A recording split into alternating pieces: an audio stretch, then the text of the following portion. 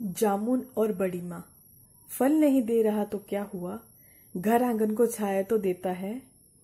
आज मैं कितने वर्षों बाद गांव जा रही थी। मुझे गांव जाने की कितनी खुशी थी, यह सिर्फ मैं जानती थी। कितनी ही यादें जुड़ी थी मेरे गांव से, यादें बचपन की, यादें बड़ी माँ और बड़े पापा की, और यादें जामुन के पेड़ की।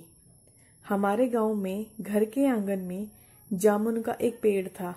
वह पेड़ आज भी है, जिसे बड़े पापा ने बड़े प्यार से लगाया था। मैं अपने घर के दो लोगों के प्यार की छांव में पलकर बड़ी हुई, एक तो बड़ी माँ और दूसरा जामुन का पेड़। जामुन के पेड़ और बड़ी माँ की स्थिति उस घर में एक समान ही थी, तिरस्कृत। क्योंकि न बड़ी माँ अभी तक उस घर को संतान दे पाई थी और न ही जामुन का पेड़ फल दे पाया था। मेरी दादी बड़ी माँ को नीचा दिखाने का कोई भी मौका नहीं छोड़ती और दादाजी जामुन के पेड़ को कटवाने की ताक में ही रहते।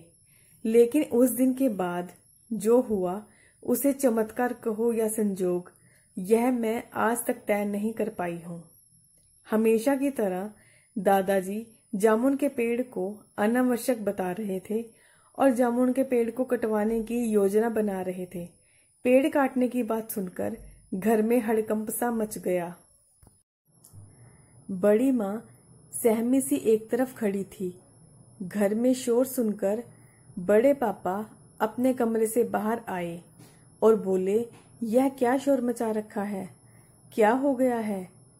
अगर जामुन का पेड़ फल नहीं दे रहा, घर आंगन को छाया तो देता है। कितने पक्षियों और गिलहरियों का घर है इस पेड़ पर। सुबह जब कोयल बोलती है तो कितनी मधुर वातावरण लगता है, शुद्ध और ताजी हवा देता है। और इस पेड़ से क्या चाहते हैं आप?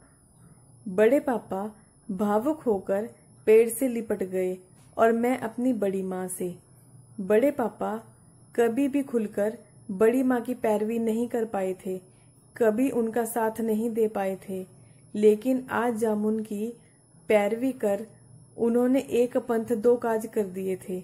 उस दिन के बाद किसी ने भी बड़ी माँ और जामुन के पेड़ का तिरस्कार नहीं किया और संजोग यह हुआ कि बड़ी माँ ने उस वर्ष एक पुत्र को जन्म दिया और उधर जामुन के पेड़ पर भी लदकर जामुन आए।